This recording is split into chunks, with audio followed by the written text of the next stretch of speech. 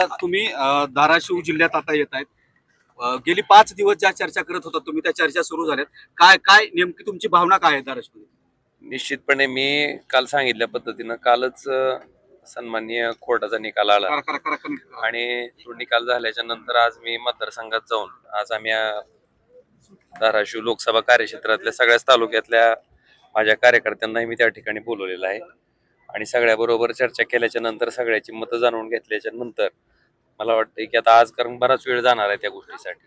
आज सगळी चर्चा झाल्याच्या नंतर उद्याला मी जी काय माझी पुढची राजकीय भूमिका आहे ती निश्चितपणे जाहीर करेन. उद्धव ठाकरेंनी आपल्याशी काही संपर्क साधलाय का? मी आपल्याला सगळं बोलतो पण आता मला वाटतं तिथं वेळ देणं गरजेचं आहे. दादा एक महत्वाचा प्रश्न आहे. 20 वर्ष ज्या गोष्टीसाठी तुम्ही संघर्ष केला होता त्या संघर्षाला आम्ही तुमच्या बघितलेले पत्रकार म्हणून आज काल तो निकाल विरोधात गेलाय. आज धाराशिव मध्ये येताना तुमच्या मनात नेमक्या भावना काय आहेत त्या जाणून घ्यायच्या. नाही, मी कायमस्वरूपी म्हणत राहतो की आपण जर बघितलं असेल 3 जून 2006 मला वाटतं त्या दिवशी सुद्धा शनिवारच होता आणि दुर्दैवानं कालचा जो निकाल आला तो शनिवारीच आला आणि जवळपास 20 वर्ष 17 दिवसाचा जो संघर्ष होता की बाबा नेमकं कैलासवासी पवनराजे निंबाळकर आणि त्यांचे चालक समत काजी यांच्या हत्येच्या बाबतीत त्या ठिकाणी आपण बघितलं असेल की सुरुवातीला महाराष्ट्र पोलीस ह्या तपासामध्ये व्यवस्थित तपास करत नाहीत. ही भूमिका घेऊन ही केस आपण सीबीआयकडे ट्रान्सफर करावी अशा पद्धतीची मागणी त्या ठिकाणी आपण माननीय उच्च न्यायालयात याचिका करून केली होती आणि त्यातला आरोप हाच होता की याच्यातले जे आरोपी आहेत ते माजी गृहमंत्री असल्यामुळं पोलीस त्या गोष्टीचा तपास करत नाहीत. ही वारंवार आम्ही त्या ठिकाणी मांडलं होतं आणि मग त्याच्या आधारे पोलीस तपास करत नाहीत हे सिद्ध झाल्याच्या नंतर माननीय उच्च न्यायालयानं तपास सीबीआयकडे दिला. सीबीआयनं पूर्ण तपास केला. पण काल जो कोर्टाचा निर्णय आला ते जर आपण बघितलं असेल तर कोर्ट असं म्हणतंय की वैमनस्य होतं का तेही मान्य करतंय, हत्या करण्याचा उद्देश होता का तेही कोर्ट मान्य करतंय.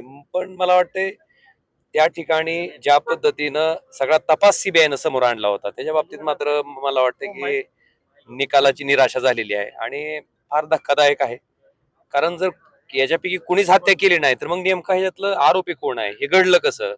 मला वाटतंय हे दुर्दैवी आहे आणि ह्याच निकालाच्या विरोधात त्या ठिकाणी माननीय उच्च न्यायालय त्या ठिकाणी उच्च न्यायालयात सीबीआयनं सांगितलंय की आम्ही ह्या निर्णयाच्या विरुद्ध उच्च न्यायालयामध्ये दाद मागणार आहे. तुम्हाला आजचा प्रश्न फादर्स डे आहे म्हणून विचारतो. आम्हाला जी माहिती आहे किंवा आपली जी चर्चा आहे आपला फक्त राजेसाहेबांसोबतचा एक फोटो आहे अशी नेहमी चर्चा असते. म्हणजे पाहिल्यात आल्या आतापर्यंत आपला फोटो नाही. आज फादर्स डे निकाल विरोधात गेलाय.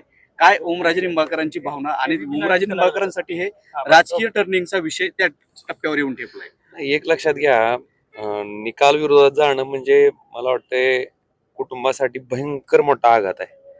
कारण जे दुःख 3 जून 2006 आम्ही भोगलं तेच दुःख आम्हाला डबल भोगायची पाळी आली. काल आई सुद्धा माझी इतकी भयंकर ही झाली होती की म्हणले अरे न्याय मिळणार कसा. आणि मला सुद्धा खंत वाटते की माझ्यासारख्या माणसाला अविरत संघर्ष करून 20 वर्ष 17 दिवस सुनावणी चालल्याच्या नंतर जर त्या ठिकाणी न्याय मिळू शकत नसेल तर मला वाटते म्हणजे नेमकं दाद मागायची कुठं आणि न्याय घ्यायचा कसा. हा हा हा हा खरंच म्हणजे यक्ष प्रश्न आहे. आणि आपल्या माहितीसाठी माझ्या राजकारणातली सुरुवात ही केवळ आणि केवळ कैलासवासी पवनराजे निंबाळकर साहेबांची हत्या कुठल्या कारणासाठी झाली तिथूनच मला वाटतं माझं राजकीय प्रवास त्या ठिकाणी सुरू झालाय. आणि सर्वसामान्य जनतेनं मला त्या ठिकाणी कायमस्वरूपी तळहाताच्या फोडाप्रमाणे त्या ठिकाणी जपलेला आहे. आज राजकारण करत असताना सर्वसामान्य माणसाच्या संपर्कात राहणं ही मला वाटतं त्या लोकप्रतिनिधीचं आद्य कर्तव्य आहे आणि ती कर्तव्य मी अखंडपणे माझ्या पूर्ण राजकीय जीवनात प्रामाणिकपणे पार पाडत निश्चितपणे आलेलो आहे.